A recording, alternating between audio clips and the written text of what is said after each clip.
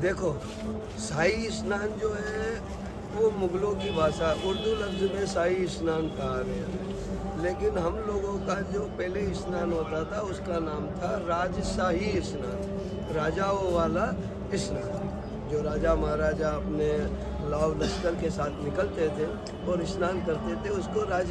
ये जो यहाँ की जो व्यवस्था है, व्यवस्था और जो सिस्टम इन्होंने बनाया था, वो सिस्टम की लापरवाही के कारण अभी तक कल स्नान है, अभी तक 14 सेक्टर हुआ, 16 सेक्टर हुआ, 18 सेक्टर हुआ, इन सब सेक्टरों में यहाँ तक कि यहाँ भी अभी जो आप देख रहे हो, गवर्नमेंट ने कहा था हम टीन सेट लगा के देंगे, सब प्रत्यक्ष को तंबू देंगे, पानी लाइट व्यवस्था हर चीज़ देंगे। लेकिन यहाँ जितने भी टेंट लग रहे हैं अभी करीबन 1 महीना हो गया, 1 महीने से हम लोगों ने सबने अपनी अपनी जेब का 1-1 रुपया खर्चा करके और ये सारी व्यवस्थाएँ करी है, वो भी देने में कामयाब नहीं रही। कोई बात नहीं, हम महात्मा हैं, हम औरों की कर दो, हमको कोई प्रॉब्लम नहीं। हम तो महात्मा जो ठहरे, अगर हमको सूखे में रहना पड़े वहाँ भी रह जाएंगे, गीले में रहना पड़ेगा वहाँ भी रह सकते हैं, हमको कोई प्रॉब्लम नहीं। उसके बाद भी लाइट पानी या लेटरिन वगैरह जो सुविधा होती है उनके लिए भी उन्होंने कोई सुना नहीं। हम लोग एक जगह बसे हुए थे, हम लोगों को यहाँ से उठा के वहाँ भगाया, वहाँ से उठा के वहाँ भगाया, ऐसे कर कर के इन लोगों ने हम लोगों को पूरा खेला या कल स्नान है। जो साधुओं को अभी तक सुविधा नहीं मिली है वो क्या करें। सनातन का मतलब क्या हुआ? सनातन की रक्षा करनी है तो आप रक्षा कैसे करोगे? जो उस सनातन पे चलने का मार्गदर्शक है, जो मार्ग दिखाते हैं, तुम उन्हीं को परेशान कर रहे हो, उन्हीं की तुम व्यवस्था नहीं कर पा रहे हो। ये कुंभ कोई संस्थाओं के लिए या लोगों के एंजॉय के लिए थोड़ी भरा गया है, ये संतों के समागम के लिए। अगर आप व्यवस्था कर रहे हो तो संतों की व्यवस्था क्यों भूल गए? हमने यहाँ पे पिछले कुंभ में भी 19 में भी हमारे कम से कम 10 से 15 साधु व्यवस्था नहीं मिलने के कारण, ठंडी के कारण शरीर पूरा कर चुके थे। इस बार भी व्यवस्था नहीं होने के कारण हमारे 2 साधु यहाँ शरीर पूरा कर गए। अब की बार भी पेपर में भी आया था, सबको प्रशासन को इस चीज़ का पता भी है।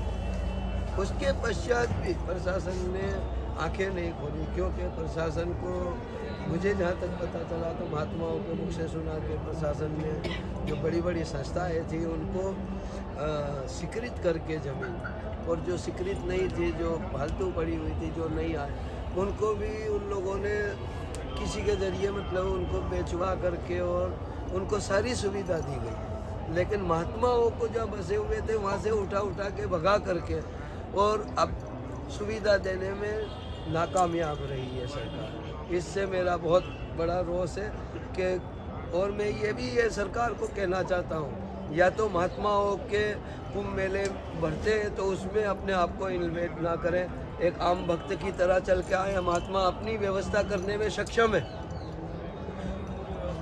हाँ, आज कोई पहली बार थोड़ी कुंभ भर रहा है, कुंभ सदियों से चला आया है, और पहले भी कोई व्यवस्था नहीं होती थी। महात्मा अपने अपने स्थानों से छोटे छोटे प्लास्टिक या ये चीज़ें ला करके और अपनी छोटी छोटी जिसकी शक्ति होती थी उसके अनुसार व्यवस्था करते आए। अभी 2 कुंभ से बोलने लग गए कि हम महात्मा को व्यवस्था दे रहे हो। क्या व्यवस्था दी?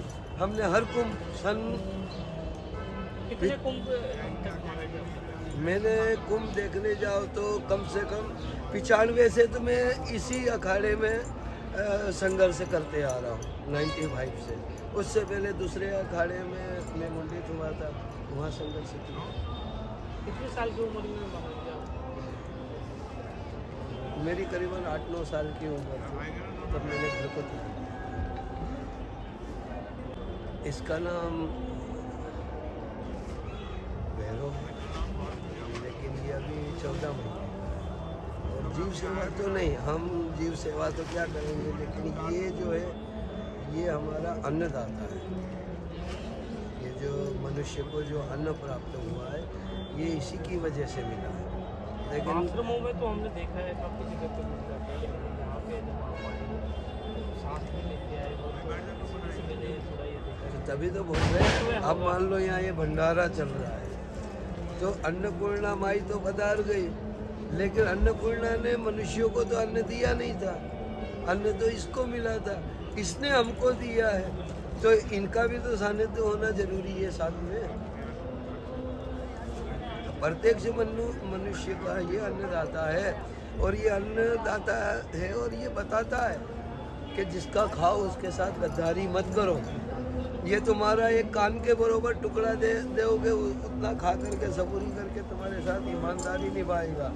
लेकिन मनुष्य आज के समय में इतना गिर चुका है कि औरों के साथ तो गद्दारी क्या, स्वयं की जो परंपरा है, स्वयं की जो मर्यादा है, उनके साथ गद्दारी करने लग गया। तो बाकी औरों का तो आप क्या बोल सकते हैं। तो मेरा बस केवल निवेदन यही है कि अपनी परंपराओं को बचाओ, क्या अपनी जो मर्यादा है स्वयं भी चलो और अपने आने वाली पीढ़ी को भी चलाओ, तभी जाकर के सनातन की रक्षा हो सकती है।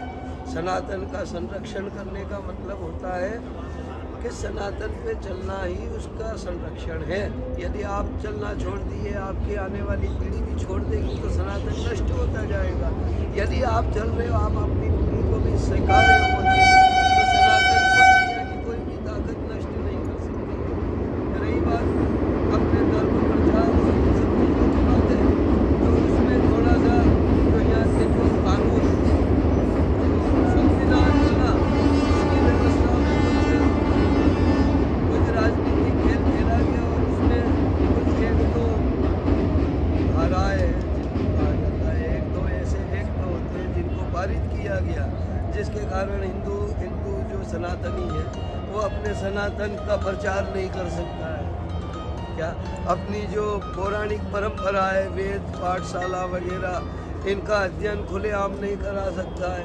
इन पर रोक लगी हुई है, क्योंकि वो धारा जो है उसका नाम है धारा 30A और 30। इसके अंदर ऐसा प्रावधान दिया गया है कि हिंदू को इन सब चीज़ों के ऊपर प्रतिबंध रहेगा, बाकी अन्य धर्म इन सब चीज़ों के लिए जो भी कोई कार्य करेगा उसमें हमारे जो संविधान के अनुसार हमारी जो गवर्नमेंट होगी वो पूर्ण उनको मतलब सहयोग करेगी। तो जब इन तीनों को सहयोग कर रही है तो फिर हिंदुओं को भी तो, क्योंकि इसी कारण तो हम लोग पीछे हटते जा रहे हैं। क्या और रही बात यही धाराओं के कारण कहीं भी गवर्नमेंट के जो सरकारी जो महकमा है उसमें हिंदू की बात को, चाहे अदालत हो चाहे कहीं भी हो, उसकी बात को इतना सीरियसली लिया नहीं जाता है, क्योंकि उसके लिए वो राइट है ही नहीं। तो वो किस एंगल से वो अपनी बात को यस करवाएगा। हिंदू क्या चाहिए बना हुआ है, बस खाली उन हिंदू और सनातनियों को अपने स्वरूप में आने की ज़रूरत है। क्या कोई अलग से थोड़ी बनेगा। ये तो मुगल ही बोल के गए, बोले हिंदुस्तान है, हिंदुस्तान मतलब हिंदुओं का स्थान। तो फिर उसमें तो हम अगर बोलेंगे कि ये हिंदू राष्ट्र है तो गलत क्या है। मुझे कोई ये तो बोले हमने क्या गलत बोल दिया, तुम्हारे बाप दादा बोल के गए वो कि वो हम देखो शाही स्नान जो है वो मुगलों की भाषा, उर्दू लफ्ज़ में शाही स्नान कहा गया है, लेकिन हम लोगों का जो पहले स्नान होता था उसका नाम था राजशाही स्नान, राजाओं वाला स्नान। जो राजा महाराजा अपने लाव लश्कर के साथ निकलते थे और स्नान करते थे उसको राजशाही स्नान कहा जाता था। इसी प्रकार से नागा लोग वही स्नान करते हैं, लेकिन समय बदला, भाषा बदली, और उसके अनुसार हमारी जो परंपरा, ये इसी का कारण है कि हमारी जो पौराणिक परंपरा थी तो हर भाषा का ज्ञान था। अभी वो पौराणिक परंपरा बदलने के कारण